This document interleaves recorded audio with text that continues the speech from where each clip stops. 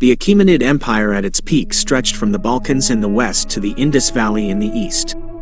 With some 5 million square kilometers under its rule, the Achaemenids became the largest empire the world had seen to that point. But how did they achieve such a powerful feat? The Achaemenids were an ancient dynasty. The first two patriarchs of this dynasty were Cambyses and Achaemenid, who together established the kingdom of Anshan in what had previously been the Elamite Empire. It was in this kingdom, in the early 6th century BC, that Cyrus the Great was born, the man who would lay the solid foundations for the future Achaemenid Empire. It is believed that Cyrus was the son of Cambyses I and grandson of Cyrus I, all descendants of Cambyses. Cyrus was therefore the heir to the throne of the kingdom of Anshan, although his domains did not yet resemble an empire in any way. In fact, at that time, it was nothing more than a vassal state of the powerful Median Empire, and until Cyrus assumed power, that would remain the case. This would happen in the year 559 BC, when the king died and left the throne of Anshan to his son and heir. Now Cyrus was the ruler of a vassal state under the sovereignty of his maternal grandfather, Astyages. What happened next is a matter of debate, as no one knows the exact reasoning behind Cyrus's decisions. But for one reason or another, the new king found himself at the head of a rebellion against his grandfather in 553 BC. The revolt spread throughout the region like wildfire, eventually reaching the Median capital.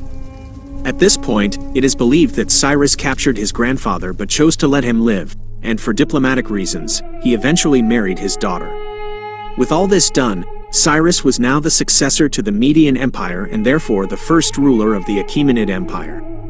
Cyrus knew that in order to build a strong and lasting imperial power, he first had to establish a solid foundation. Therefore, after taking control of the empire, he quickly subdued former Median vassals such as the Bactrians and Parthians.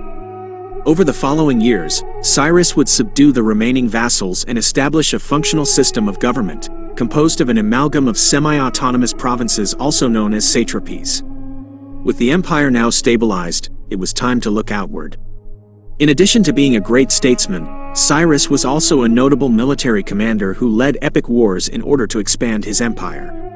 At that time, one of the most prominent enemies of the Achaemenids was the neighboring Lydia. It is believed that Croesus, king of Lydia, was concerned about the growing power of the young king of Persia and, as a result, sought the approval of the Delphic oracle to confront him. At the time, Croesus, probably due to an inflated ego and a great deal of self-confidence, believed that with the support of the oracle he would win the war and destroy the Achaemenid Empire. However, reality was very different from how he imagined it. Instead of expanding its borders to the east, Lydia would be completely decimated.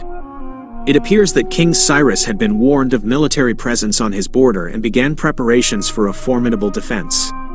Therefore, once Croesus finally launched the offensive, Cyrus rushed his army to meet the Lydians in the west and launched a counterattack that left Croesus completely broken. After this, the Achaemenids forced the invaders to flee and reached Sardis, capturing the city as well as all of Asia Minor. The kingdom of Lydia had fallen, and this was just the beginning for Cyrus. For with Lydia now under his control, the king now turned all his attention to the only remaining great power, the Neo-Babylonian Empire. The conflict between Persians and Babylonians would take place from 540 to 539 BC, and just as he had done with the Lydians, Cyrus wiped the Babylonians off the map. In addition, the Babylonian population welcomed the Persian king as a liberator, as they were very unhappy with their previous ruler, a ruler whom Cyrus, always magnanimous, allowed to go into exile with his life. After this conflict, the Persian king was received by the Babylonians as an ideal leader, and his reputation could only grow throughout the empire.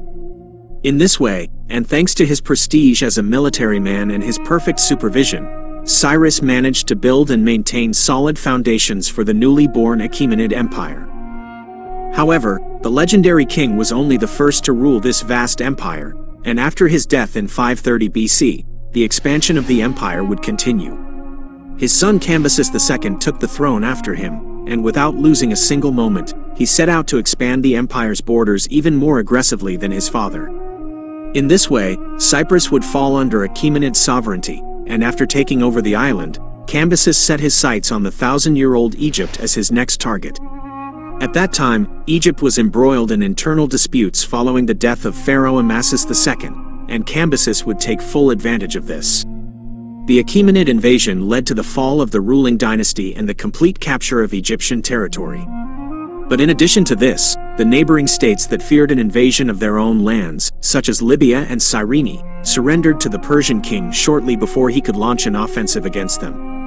After the conquest of Egypt, Cambyses would march to Ethiopia, although, according to Herodotus, this campaign was a failure. The reign of Esmerdis, also known as Bardilla, was short-lived and surrounded by controversy due to claims that he was a fraud and usurper.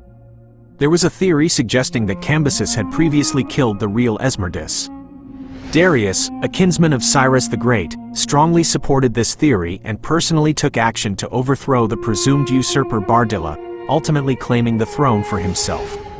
Darius's rule was very good for the Achaemenid Empire, as under his 3-decade reign, the peak of the empire was reached thanks to his great victories, for which reason he was nicknamed Darius the Great. In fact, it was Darius the Great who would govern over 40% of the world's population under Achaemenid sovereignty, which was an amazing feat, particularly for his time. However, although his achievements were remarkable, unfortunately, his successors fell short, as the Achaemenid Empire had already reached its zenith, and as has always happened throughout history, all rise has its subsequent fall.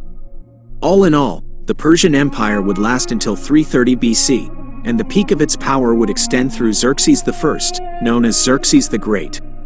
Among all the great achievements of the Persians, they were also the first empire to establish regular communication routes between 3 continents, Africa, Asia, and Europe, an unprecedented paradigm of organization and massive social structure. If you liked this video, you can leave a like to let me know, and if you are not subscribed, I recommend that you do, as I will continue to upload content like this. Thank you to all the members who support this channel and who make it possible for me to keep going. See you in the next video.